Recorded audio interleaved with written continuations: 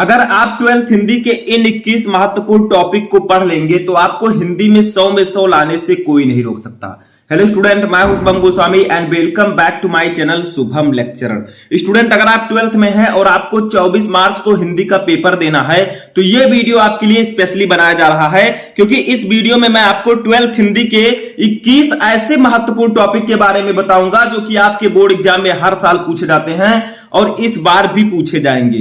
तो अगर आपको बोर्ड एग्जाम देना है तो इस वीडियो को लास्ट तक देखते रहें, क्योंकि ये वीडियो मैं आपको स्पेशल बना रहा हूं ताकि आप हिंदी में 95% से 100% मार्क अचीव कर सकें। देखिए, हिंदी ही एक ऐसा सब्जेक्ट होता है जिससे आप अपने परसेंटेज को बढ़ा सकते हैं, आपका परसेंटेज इंक्रीज होगा। ठीक है, बोर्ड एग्जाम में कितना परसेंट आया। तो देखिए, इस वीडियो में मैं आपको 21 ऐसे टॉपिक के बारे में बताऊंगा।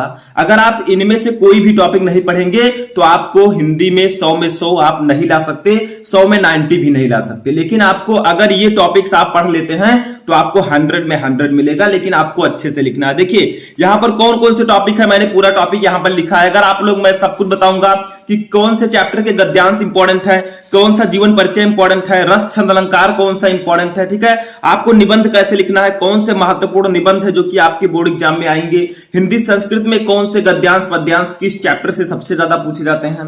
तो एग्जाम, बोर्ड एग्जाम देने से पहले इस वीडियो को आपको जरूर देखना लास्ट तक, एक भी टॉपिक आपको मिस नहीं करना है, नहीं तो आप 10 से 15 नंबर मिस कर देंगे। ठीक है, तो देखिए, सबसे पहले हम बात करते हैं, हमारे पेपर में सबसे पहले हिंदी के बहुविकल्पीय प्रश्न आते हैं। ठीक है, हिंदी साहित्य के बहुविकल्पीय प्रश्न। तो देखिए, इसमें दो है, एक हिंदी गद्य साहित्य और एक हिंदी पद्य साहित्य। ठीक है, तो आपको क्या करना है, इसमें आपको मैं ये नहीं कह सकता कि सेम यही क्वेश्चंस आएंगे। ठीक है, वैसे मैं आपको बहुविकल्पीय प्रश्न पर वीडियो प्रोवाइड करवा दूंगा। ठीक है, लेकिन हिंदी के बहुविकल्पीय प्रश्नों को आपको क्या करना है, बहुत सारे क्वेश्चन आप लोग पढ़े होंगे, लेकिन आपको डेली कम से कम 30 क्वेश्चंस डेली सॉल्व करने हैं। ठीक है, सबसे अच्छा ट्रिक है, सबसे पहले आप उन क्वेश्चंस को सॉल्व कीजिए जो कि वेरी वेरी इंपॉर्टेंट है, वीवीआई है। ठीक है, उन क्वेश्चन को सबसे पहले आप पढ़िए, क्योंकि हिंदी में बहुत सारे बहुविकल्पीय प्रश्न ऐसे हैं जो कि आपके बोर्ड एग्जाम में रिपीटेड हैं, कई बार पूछे जा चुके हैं। तो सबसे पहले उनको पढ़ लीजिए, उसके बाद में डेली आप 30 क्वेश्चन, 40 क्वेश्चन पढ़िए, क्योंकि आपके पास ज्यादा समय नहीं है।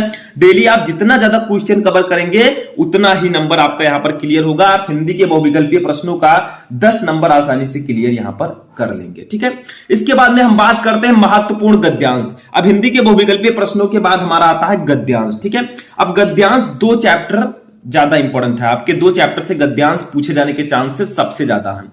सबसे पहला चैप्टर आपका राष्ट्र का स्वरूप और दूसरा चैप्टर है अशोक के फूल। इन 2 चैप्टर के अगर आप सभी गद्यांश को सॉल्व कर लेते हैं तो एक ना एक गद्यांश जरूर आएगा और आपका 10 नंबर जो इसके लिए है वो क्लियर हो जाएगा। ठीक है, तो आप लोग क्या कीजिए कि हिंदी के जो महत्वपूर्ण गद्यांश है, सबसे पहले आप राष्ट्र के स्वरूप चैप्टर का गद्यांश पढ़िए, जिसको वासुदेव शरण अग्रवाल जी ने लिखा है, और दूसरा है अशोक के फूल। ठीक है, जिसको लिखा है हजारी प्रसाद द्विवेदी जी ने। इनके गद्यांश को पढ़िए, आप लोग गद्यांश को ध्यान से पढ़िए, इनके सभी गद्यांश को पढ़ लीजिए। इस चैप्टर के संदर्भ लिखना आपको पता होना चाहिए, व्याख्या किस प्रकार से करनी है वो भी आपको पता होना चाहिए। तो बहुत सारे गद्यांश मैं आपको प्रोवाइड करवा चुका हूं, आप जाकर देख सकते हैं। इस प्रकार से अगर आप इन दोनों चैप्टर के सभी गद्यांश को पढ़ लेंगे 10 नंबर आपका एकदम क्लियर हो जाएगा। ठीक है, इसके बाद में तीसरा क्वेश्चन हमारा आएगा महत्वपूर्ण पद्यांश। ठीक है, अब पद्यांश में क्या होगा, देखिए इसमें 3 चैप्टर बहुत ही इंपॉर्टेंट है। देखिए कौन कौन से चैप्टर हैं।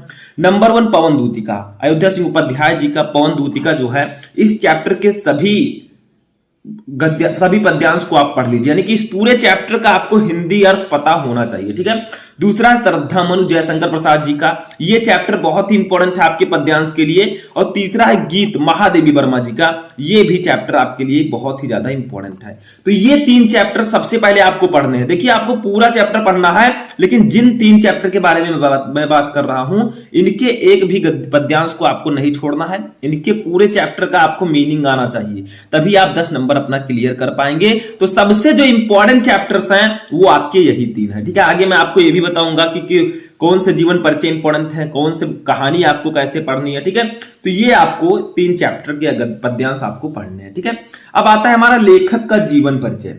ठीक है, जो लेखक हैं हमारे उनका जीवन परिचय आपको लिखना होता है। तो देखिए वासुदेव शरण अग्रवाल लेखक के जीवन परिचय की मैं बात कर रहा हूं, अभी कवि के मैंने नहीं बात की है। ठीक है, तो इसमें दो लेखक के जीवन परिचय सबसे ज्यादा इंपॉर्टेंट है। नंबर 1 है वासुदेव शरण अग्रवाल, नंबर 2 है हजारी प्रसाद द्विवेदी, आचार्य हजारी प्रसाद द्विवेदी। ठीक है, अगर आप लोग हिंदी गद्य के इन दोनों लेखकों का जीवन परिचय, साहित्यिक परिचय, कृतियां पढ़ लेते हैं तो आपका 5 नंबर आसानी से क्लियर हो जाएगा। जो जीवन परिचय का नंबर है वो आप लोग क्लियर कर लेंगे, लेकिन इन दोनों के जीवन परिचय को आपको अच्छे से पढ़ लेना है। आपको लिखना पता होना चाहिए कि जीवन परिचय हम लिखते कैसे हैं। ठीक है, तो इस प्रकार से आपको लिखना है। ठीक है, ठीक है, अब चलिए हम कवि के जीवन परिचय के बारे में देखते हैं कि कवियों में किस कवि का जीवन परिचय सबसे ज्यादा इंपॉर्टेंट है।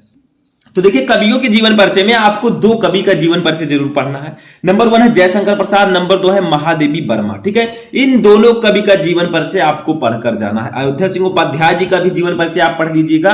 तो अगर आप लोग इन दोनों कवि का जीवन परिचय पढ़ लेंगे आपका 5 नंबर यहां पर भी क्लियर हो जाएगा, कोई भी संकोच इसमें नहीं है। ठीक है, तो आपको हिंदी गद्य में आपको पढ़ना है वासुदेव शरण अग्रवाल जी का जीवन परिचय और हजारी प्रसाद द्विवेदी जी का, और हिंदी पद्य में जयशंकर प्रसाद और महादेवी वर्मा जी के जीवन परिचय को पढ़कर जाना है, क्योंकि ये हर साल आते हैं और इस बार भी पूछे जा सकते हैं। और जीवन परिचय का जो मार्क होता है 5 नंबर, वो आपका एकदम क्लियर होता है। ठीक है, सिर्फ आपके ऊपर डिपेंड करता है कि आप किस प्रकार से उसको लिखते हैं, किस प्रकार से आपने तैयारी की थी। ठीक है, अब बात करते हैं हम अपने नेक्स्ट 60वें क्वेश्चन की, पंचलाइट कहानी। ठीक है, देखिए कहानी आपके बोर्ड एग्जाम में आती है, बहादुर अथवा पंचलाइट कहानी के उद्देश्य पर प्रकाश डालिए, या फिर ऐसे आ सकता है पंचलाइट कहानी की कथा वस्तु अपने शब्दों में लिखिए। ठीक है, तो पंचलाइट और बहादुर कहानी जो है ये बहुत ही ज्यादा इंपॉर्टेंट है आपके बोर्ड एग्जाम के लिए। तो देखिए पंचलाइट कहानी का उद्देश्य तथा सारांश, यानी कि पंचलाइट कहानी जो है इसके उद्देश्य को और सारांश को आप लोग पढ़कर जाइएगा। आप लोग एक बार कहानी सुन लेंगे, आपको पूरी कहानी याद हो जाएगी। आप लोग सर्च करेंगे पंचलाइट कहानी तो आपको मेरा वीडियो मिल जाएगा, वहां से जाकर आप लोग उसको पढ़ सकते हैं। मैंने बहुत ही डीपली आपको समझाया है कहानी को, ताकि आपको कहानी याद हो जाए, आपको रटने की जरूरत ना पड़े। ठीक है, क्योंकि कहानी को हमें कहानी की तरह सुनना चाहिए, तभी आप लोग वहां पर जाकर लिख पाएंगे। तो पंचलाइट कहानी में दो चीजें पूछी जाती हैं, एक पंचलाइट कहानी के उद्देश्य और एक पंचलाइट कहानी का सारांश। दोनों मैंने आपको बताया, आप लोग सर्च कर सकते हैं। ठीक है, 7वां हमारा है बहादुर कहानी का उद्देश्य तथा सारांश। देखिए पंचलाइट कहानी तो है ही, बहादुर कहानी का भी उद्देश्य और सारांश आपको पढ़ लेना है। इन दोनों में से किसी का भी पूछा जा सकता है, आपको 5 नंबर इसके लिए भी मिलेगा। ठीक है, तो दोनों में से किसी का आपको सारांश पढ़ लेना है। आपको पंचलाइट कहानी भी अच्छे से पढ़ लेनी है, बहादुर कहानी भी पढ़ लेनी है। मैंने बनाया है अभी का वीडियो, आप लोग एक घंटा देख लेंगे अगर इसे 30 मिनट, तो आपको दोनों कहानी याद हो जाएगी, दोनों को आपको आपका 5 नंबर बिल्कुल क्लियर हो जाएगा। ठीक है, तो हिंदी में बहुत सारे ऐसे टॉपिक्स हैं जो कि आपकी बोर्ड एग्जाम में हमेशा आते हैं, रिपीटेड है। ठीक है, जैसे 8 नंबर देखिए खंड काव्य। अब खंड काव्य आप लोगों के उधर जो खंड काव्य है उसको आप लोग तैयार कीजिए। ठीक है, ये भी आपके बोर्ड एग्जाम में 5 नंबर का पूछा जाता है। ठीक है, तो 5 नंबर का पूछा जाएगा। जैसे आपने मान लीजिए श्रवण कुमार है तो आप श्रवण कुमार पर लिखिए, रश्मि रथी है, मुक्त यज्ञ है, त्यागपथी है, आलोक वृत्ति है, सत्य की जीत, कई सारे हैं। आपके डिस्ट्रिक्ट में अलग अलग डिस्ट्रीब्यूट है, यानी कि आपके डिस्ट्रिक्ट के अनुसार जो आपको पढ़ना है उसको आप पढ़ सकते हैं। अगर आप में त्यागपथी है तो आप लोग त्यागपथी पढ़िए, मुक्त यज्ञ है तो मुक्त यज्ञ पढ़िए, उसको फाइनली पढ़ लीजिए, उसके लिए भी आपका 5 नंबर बिल्कुल क्लियर रहता है। तो खंड का में इतनी चीजें हैं, 50 नंबर हमारा इस प्रकार से क्लियर होगा। जो चीजें मैंने आपको बताया उसको आप एक्चुअली अच्छे से ईमानदारी से पढ़ लेंगे तो आपका यहां पर 50 मार्क तो खंड का क्लियर है। ठीक है, अब खंड खा में बात करते हैं। इसमें भी बहुत सारे ऐसे टॉपिक्स हैं जो आपका एकदम पक्का है। जैसे देखिए संस्कृत का महत्वपूर्ण गद्यांश, सबसे पहले हमारा आता है संस्कृत का महत्वपूर्ण गद्यांश 7 नंबर का। ठीक है, अब 7 नंबर क्लियर करना है तो एक काम कीजिए, संस्कृत के जो चैप्टर्स हैं, 2 चैप्टर 3 चैप्टर बहुत ज्यादा इंपॉर्टेंट हैं, उनके गद्यांश को, उस चैप्टर के संदर्भ मीनिंग को, अर्थ को आप लोग पढ़ लीजिए। जैसे देखिए फर्स्ट है संस्कृत भाषा या महत्व। इस चैप्टर का आपको जितना भी गद्यांश है, यानी कि पूरा चैप्टर आपको उसका हिंदी अर्थ आना चाहिए। ठीक है, क्योंकि ये चैप्टर, इस चैप्टर से गद्यांश पूछे जाने के चांसेस सबसे ज्यादा हैं। दूसरा है महामना मालवीय, तीसरा है पंचशील सिद्धांत। इन तीनों चैप्टर में से एक ना एक गद्यांश जरूर पूछा जाएगा। हो सकता है दोनों गद्यांश आपका इन तीनों चैप्टर से ही पूछा जाए, आपको एक ही करना है। ठीक है, तो इन 3 चैप्टर के हिंदी अर्थ को आप लोग पढ़ लीजिए जाकर। अगर आप इन तीनों चैप्टर के हिंदी अर्थ को पढ़ लेते हैं 7 नंबर आपका क्लियर हो जाएगा, कोई काट ही नहीं सकता। बस आपको संदर्भ लिखना आना चाहिए और इन सभी चैप्टर का हिंदी अर्थ पता होना चाहिए। ठीक है, 7 नंबर आपका क्लियर हो जाएगा। अच्छा देखिए 10 नंबर टॉपिक है संस्कृत का महत्वपूर्ण पद्यांश। देखिए इसमें भी पद्यांश है, जैसे श्लोक जिसको आप लोग बोलते हैं, ठीक है। तो इसमें दो चैप्टर बहुत ज्यादा इंपॉर्टेंट है, एक है सुभाषित रत्नानी, एक है जातक कथा। तो ये जो जातक कथा है इसमें सिर्फ एक दो पद्यांश आपको देखने को मिलेंगे, एक दो श्लोक देखने को मिलेंगे, लेकिन जो सुभाषित रत्नानी है इसमें सिर्फ श्लोक ही दिए गए हैं और इसी से आपके पद्यांश पूछे जाते हैं। तो सुभाषित रत्नानी के जितने भी श्लोक है उसको आपको हिंदी अर्थ के साथ पढ़ लेना है, यानी कि सुभाषित रत्नानी फुल चैप्टर को आपको पढ़ लेना है। यहां पर 7 नंबर आपका बिल्कुल क्लियर है। सिर्फ आप अगर सुभाषित रत्नानी के सभी पद्यांश को पढ़ लेते हैं, ठीक है, क्योंकि यही इसी चैप्टर से पद्यांश हर साल पूछे जाते हैं, ठीक है। यही एक इकलौता चैप्टर है आपके संस्कृत में जिसमें पद्यांश हैं, तो इसी चैप्टर से ही पूछे जाएंगे, ठीक है। तो कोई और किसी और चैप्टर में है ही नहीं, इसमें एक आध पद्यांश है उसको आप लोग को पढ़ लेना है, ठीक है। अब 11 नंबर पर हमारा आता है, देखिए अब हम बात करते हैं मुहावरे और लोकोक्तियों की, संधि विच्छेद की, और बहुत सारे टॉपिक हैं उनको भी देखते हैं। देखिए विभक्ति और वचन है, शब्द युग्म तथा शब्द अर्थ है, अनेक शब्दों के लिए एक शब्द है और वाक्य संशोधन। अब इसमें कोई नहीं बता सकता कि कौन सा प्रश्न आएगा, ठीक है। इसके लिए आपको क्या करना होगा, इन सभी टॉपिक के 10-10, 20-20 क्वेश्चन जितना आप पढ़ सकते हैं डेली पढ़िए, वही आपके काम आएगा। जितने ज्यादा इंपॉर्टेंट क्वेश्चन है उनको पढ़िए, वही आपके बोर्ड एग्जाम में आएंगे। ये कोई नहीं बता सकता कि यही क्वेश्चन आएगा, ठीक है। तो आप लोग का मुहावरे और लोकोक्तियां, संधि विच्छेद, विभक्ति और वचन, शब्द युग्म, शब्द अर्थ, अनेक शब्दों के लिए एक शब्द और वाक्य संशोधन, ये 6-7 ऐसे टॉपिक हैं जो कि आपको अच्छा खासा नंबर देंगे। और इसके लिए जितना ज्यादा क्वेश्चन आप सॉल्व कर सकते हैं, इन सभी टॉपिक के जितना ज्यादा क्वेश्चन आप सॉल्व करेंगे उतना ज्यादा नंबर आपका क्लियर हो जाएगा, ठीक है। तो आप लोग क्या कीजिए, इन सभी टॉपिक्स के सबसे पहले जो मोस्ट इंपॉर्टेंट क्वेश्चन है जो आपके बोर्ड एग्जाम में कई बार पूछे जा चुके हैं उनको पढ़िए, क्योंकि बहुत सारे संधि विच्छेद हैं, बहुत सारे मुहावरे हैं जो कि आपके बोर्ड एग्जाम में कई बार लगातार पूछे गए हैं, ठीक है। तो आप लोग सबसे पहले उनको तैयार कीजिए, मैं सब कुछ आपको बता चुका हूं, ठीक है। आप लोग जाकर देख सकते हैं, इन सब टॉपिक को मैं पढ़ा चुका हूं। उसके बाद में जो कुछ इंपॉर्टेंट है उनको पढ़िए, उसके बाद में जो इंपॉर्टेंट नहीं है उनको भी पढ़िए। तो जितना ज्यादा क्वेश्चंस आप सॉल्व करेंगे इसमें उतना ज्यादा आपके लिए बेनिफिट रहेगा, क्योंकि इसमें कोई नहीं बता सकता कि यही क्वेश्चन आएंगे, इसमें कोई भी क्वेश्चन आपसे दिया जा सकता है। वैसे ये सब चीजें सरल है, ठीक है, ये सब चीजें इजी हैं, आप इसको आसानी से इसका आंसर लिख सकते हैं, लेकिन इसके लिए आपको पढ़ना तो होगा ही। तो आप लोग ज्यादा से ज्यादा क्वेश्चन सॉल्व करके इसको क्लियर कर सकते हैं, ठीक है। तो आप लोग इन सब कुछ टॉपिक के ज्यादा से ज्यादा क्वेश्चंस को सॉल्व कीजिए। अब बात करते हैं हम सबसे इंपॉर्टेंट टॉपिक की, रस, छंद, अलंकार। ये तीनों टॉपिक बहुत ही ज्यादा इंपॉर्टेंट है, ठीक है, बहुत ही ज्यादा इंपॉर्टेंट है और ये तीनों टॉपिक हर साल पूछे जाते हैं। तो आप क्या कीजिए, जितने भी इंपॉर्टेंट रस हैं, अब रस कौन कौन से हैं, जैसे देखिए करुण रस है आपका, ठीक है, करुण रस, वीर रस, वीर रस, हास्य रस, ठीक है, हास्य रस, करुण रस, वीर रस, ये तीनों रस अगर आप लोग पढ़ लेते हैं तो भैया 2 नंबर आपका बिल्कुल पक्का। रस के लिए आपको 2 नंबर मिलेगा, छंद के लिए 2 नंबर मिलेगा। छंद में जैसे आपका है दोहा, सोरठा, ठीक है, सोरठा, कुंडलियां, ये 3 अगर आप पढ़ लेते हैं 2 नंबर आपका और भी क्लियर हो गया। आपको परिभाषा और उदाहरण के साथ पढ़ना है, ठीक है। जो आप छंद लिखेंगे दोहा, सोरठा, इसमें आप मात्राएं भी गिनना बता दीजिएगा उसमें थोड़ा सा, ठीक है। अलंकार में आपका रूपक हो गया, यमक हो गया, ठीक है, उपमा हो गया, उपमा हो गया, श्लेष हो गया, ठीक है, श्लेष अलंकार, उत्प्रेक्षा हो गया।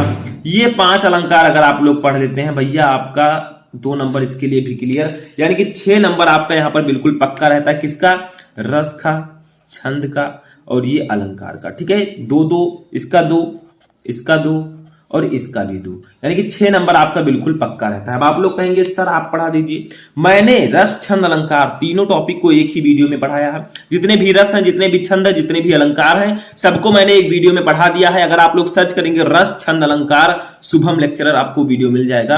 20 से 22 मिनट का वीडियो है, अगर आप लोग उसको देख लेंगे तो ये 6 नंबर जो आपको दिख रहा है ये आपके हाथ में होगा, ठीक है। आप लोग इसको आसानी से प्राप्त कर लेंगे। तो जिस प्रकार से आपको बोर्ड एग्जाम में लिखना है परिभाषा, उदाहरण, ठीक है, उसके बाद में मात्राएं कैसे गिनना है छंद में, ये सब मैं आपको बता चुका हूं, स्पष्टीकरण भी करा चुका हूं। तो वो वीडियो आप लोग जाकर देखिए, फिर आपको 6 नंबर मिलने से कोई नहीं रोक पाएगा।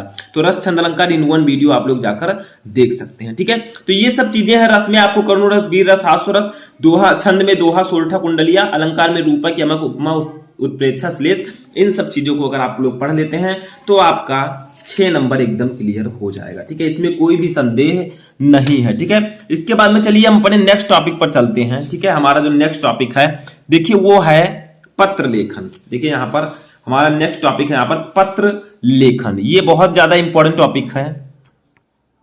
अब देखिए पत्र लेखन के लिए आपको 6 नंबर मिलेगा। अब आप लोग क्या कीजिए, देखिए आपको बोर्ड एग्जाम में किसी भी टॉपिक पर पत्र लिखने के लिए दिया जा सकता है। आपको जो पत्र लेखन है ये किसी भी टॉपिक पर दिया जा सकता है, लेकिन जो पत्र लिखने का तरीका है, जो उसका पैटर्न है वो सेम रहेगा। ठीक है, इसीलिए आप लोग पत्र लिखने का सही तरीका जानिए कि पत्र कैसे हम लिखते हैं। ठीक है, हमें आवेदन पत्र कैसे लिखना है, प्रार्थना पत्र कैसे लिखना है। ठीक है, ये आपको पता होना चाहिए, तभी आप लोग पत्र लिख पाएंगे। क्योंकि पत्र अगर किसी भी टॉपिक पर दे दिया जाए, अगर आपको तरीका पता है, उसका सही पैटर्न पता है, तो आप उसको आसानी से लिख देंगे। पत्र को लिखना कोई कठिन कार्य नहीं है, किसी भी टॉपिक पर दिया जाएगा, बस आपको तरीका पता होना चाहिए कि किस प्रकार से हमें पत्र लिखना होता है। ठीक है, बस आपका 6 नंबर एकदम क्लियर हो जाएगा। तो आप लोग पत्र लिखने के तरीके को ध्यान दीजिए कि उसको लिखते कैसे हैं। ठीक है, तो पत्र लेखन में आप यही कर सकते हैं, जाइए सर्च कीजिए, उसके बाद में आपने बुक में देखिए कि पत्र कैसे लिखा जाता है। ठीक है, तो ये आप लोग इस प्रकार से 6 नंबर क्लियर कर सकते हैं, क्योंकि पत्र में कोई पता नहीं है कि कौन सा पत्र कब दे दिया जाए लिखने को, किस टॉपिक पर। ठीक है, अब हमारा लास्ट टॉपिक 21 आता है निबंध। निबंध भैया 9 नंबर का आता है।